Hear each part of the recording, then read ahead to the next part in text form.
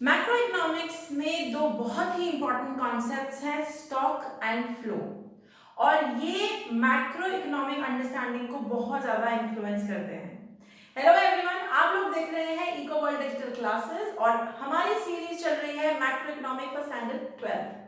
इस समय हम लोग कर रहे हैं नेशनल इनकम का यूनिट और आज की वीडियो में हम टैकल करेंगे स्टॉक्स एंड फ्लोज को। एग्जाम पॉइंट ऑफ व्यू से एक्सट्रीमली इंपॉर्टेंट टॉपिक है और इस पे ट्रीटमेंट क्वेश्चंस आने की के चांसेस बहुत ज्यादा हैं। सो नाउ मैंने एक नया वर्ड यूज किया, ट्रीटमेंट क्वेश्चंस। ये क्या होते हैं? ये ऐसे क्वेश्चंस हैं जो आप चाहें तो आपको 6 मार्क्स दिला सकते हैं और अगर आप ना चाहें तो आपको 0 मार्क्स भी इस पे मिल सकते हैं। ट्रीटमेंट क्वेश्चंस वो होते हैं जहां पे आपकी एप्लीकेशन को चेक किया जाता है, आपकी समझ को चेक किया जाता है कि क्या आपको ये कॉन्सेप्ट क्लियर है या नहीं है।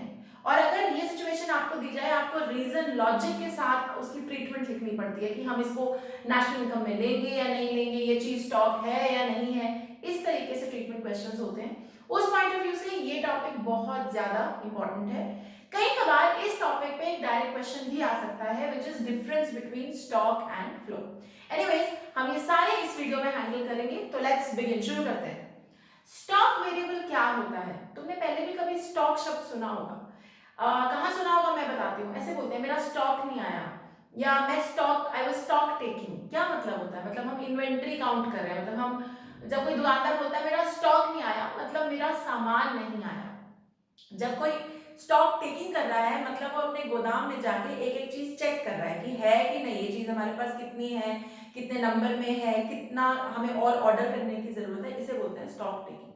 तो बेसिकली स्टॉक वेरिएबल बिल्कुल ठीक इसी तरीके से, स्टॉक वेरिएबल इकोनॉमिक्स में हर वो चीज है, आई एम रिपीटिंग, हर वो क्वांटिटी ऑफ थिंग या हर वो चीज है जिसको हम eight a point in time calculate कर सकते हैं। जब मैंने कहा eight a point in time, इसका क्या मतलब हुआ? अभी इसी समय कैलकुलेट कर सकते हैं, उसको हम स्टॉक वेरिएबल कहते हैं। मैं एग्जांपल देती हूँ। तुम्हारे सेविंग अकाउंट में आज लेट्स से 19th मई 2020 या लेट्स से ऑन 30th मई 2020 मान लो 10,000 रुपए। तो आज अगर तुम अपने बैंक जाके वो पैसे को चेक करते हो तो at a particular point in time, मतलब इस समय पे कितना बैलेंस है? 10,000। This is a stock variable. ऐसे वेरिएबल्स को हम स्टॉक वेरिएबल कहते हैं जिनकी क्वांटिटी हम at a particular time calculate कर सकते हैं, मेजर कर सकते हैं, उन्हें हम स्टॉक वेरिएबल बोलते हैं। एग्जाम्पल, दूसरा एग्जाम्पल लो। अभी तुम्हारी ओवरहेड टैंकी में कितने लीटर पानी है? अगर तुम चाहो अभी जाके पता कर सकते हो ना। तो यानी तुम उसको eight a point in time, right away, इस समय पे तुम उसे कैलकुलेट कर सकते हो। That will also be a stock variable. तो इकोनॉमिक्स में कई ऐसी चीजें हैं जो स्टॉक वेरिएबल हैं। क्यों? अब saving on a particular day, on a particular date, एक पर्टिकुलर डेट पे, एक समय पे आपके अकाउंट में कितना पैसा है, स्टॉक वेरिएबल। हम सिर्फ एक लॉजिक लगाते हैं, क्या वो at a particular time calculate हो सकता है? अगर हो सकता है तो स्टॉक वेरिएबल। वेल्थ, वेल्थ से मतलब होता है आपका जमीन जायदाद, आपकी ज्वेलरी, आपका, अगर मैं इंडिविजुअली बात करूं, जमीन जायदाद, आपकी ज्वेलरी, आपका कैश। क्या इनमें से कोई भी ऐसी चीज है जो आप अगर आज ना चाहें उसको कैलकुलेट नहीं कर सकते? कुछ भी नहीं। तुम अभी बैंक जाओ तो पता चल जाएगा तुम्हारी ज्वेलरी कितनी है, इतने वर्थ की है, इतनी तुम्हारे पास प्रॉपर्टी है, इतना तुम्हारे पास कैश है। क्लियर? तो eight a point in time ये सब चीजें मेजर हो सकती हैं, इसीलिए इनको बोला जाता है stock variable. Okay, are we clear? Great. On the other hand flow variable, flow शब्द सुनो।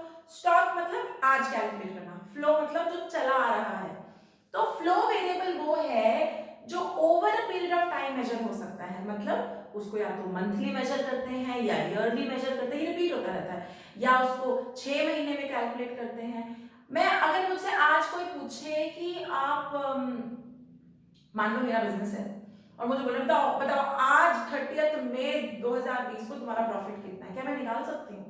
नहीं निकाल सकती, क्योंकि प्रॉफिट तो ईयरली कैलकुलेट होता है, हर साल कैलकुलेट होता है। तो मतलब या 6 महीने में कैलकुलेट होता है। मतलब मैं सारा डेटा इकट्ठा करूंगी, फिर उन पे कैलकुलेशन करूंगी, फिर निकाल पाऊंगी कि भाई पिछले 6 महीनों में मैंने कितना प्रॉफिट कमाया है। क्या मैं हर दिन हर समय, इस समय कितना प्रॉफिट है वो कमा सकती, फिगर आउट कर सकती हूँ? नहीं, नहीं कर सकती।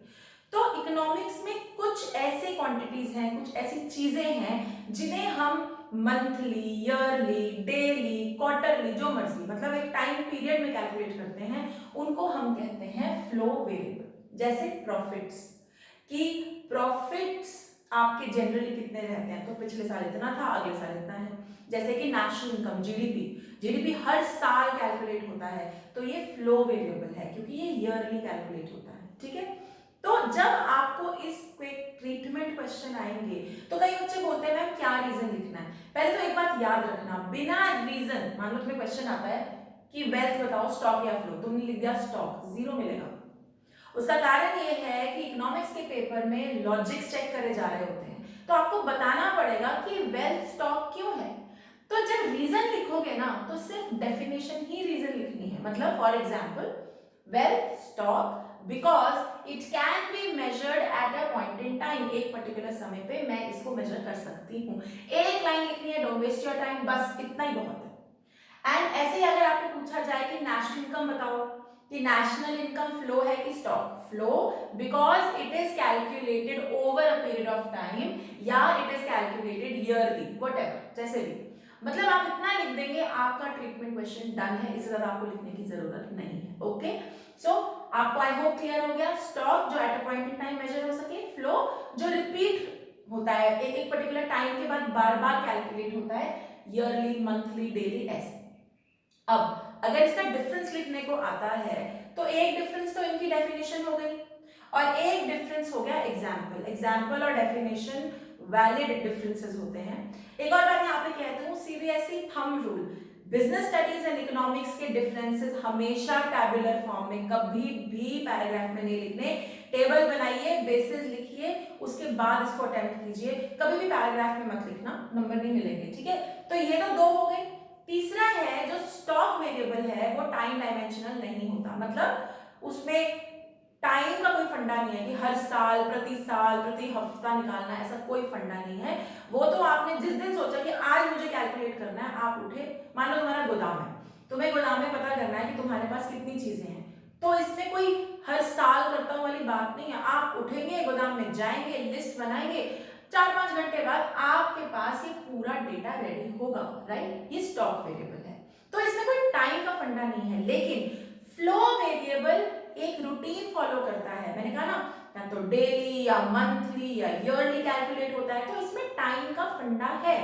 तो stock variable is not time dimensional, it is nothing to do with time factor, and flow variable is time dimensional, एक पर्टिकुलर टाइम के बाद वापस वो चीज कैलकुलेट होगी।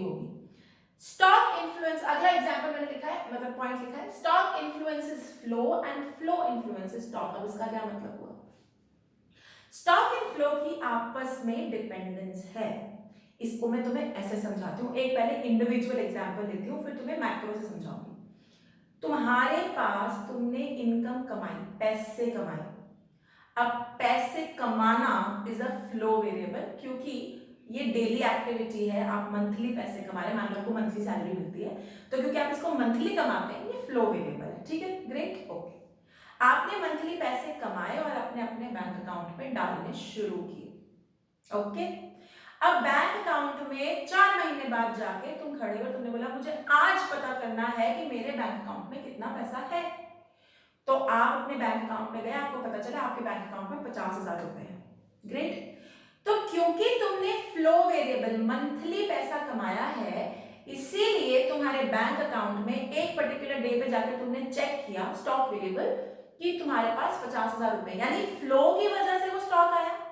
तुमने मंथली पैसे कमाए तो तुम्हारे पास 50,000 का वेरिएबल सेविंग है, करेक्ट। सिमिलरली मान लो तुमको खर्चा करना है, तुम्हारे घर में शादी आ रही है, तुम्हें कपड़े कुपड़े खरीदने हैं, तो तुम बैंक में गए, तुमने बैंक से पैसा विड्रॉ कर लिया, करेक्ट। यानी तुम्हारे पास 50,000 का स्टॉक था, पैसे थे, तो तुम उस पैसे को निकाल के खर्च कर पाए, फ्लो वेरिएबल, इकोनॉमी में मूव कर गया वो पैसा।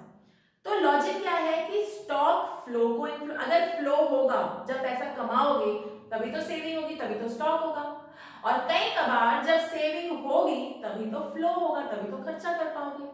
कहने का मतलब है that stock and flow are mutually interdependent, इनका एक दूसरे से लेना देना होता है। हमारे पास सेविंग होगी तो ही हम आगे खर्चा कर पाएंगे, और हम पैसा कमाएंगे तो ही हमारे पास सेविंग होगी। पैसा कमाना टाइम डायमेंशनल होता है, एक पर्टिकुलर मंथली हम कमाते हैं, डेली कमाते हैं, व्हाटएवर, तो वो फ्लो वेरिएबल है। उस फ्लो वेरिएबल की वजह से मैं सेव कर पाती हूँ और मैं कभी भी जाकर उसको चेक कर सकती हूँ, तो सेविंग क्या हुई, स्टॉक वेरिएबल। अब मेरे पास सेविंग है तो मैं उस पैसे को कभी भी निकाल सकती हूँ और खर्चा कर सकती हूँ, अगेन पैसे की मूवमेंट हुई, फ्लो वेरिएबल। तो stock and flow are related to each other, ये म्यूचुअली इंटरडिपेंडेंट है। Are we clear? I hope you're clear with this concept of stock and flow. बहुत बहुत जरूरी concept है। And if you're seeing me on YouTube, don't forget to hit like and subscribe ka button. Till then, bye bye.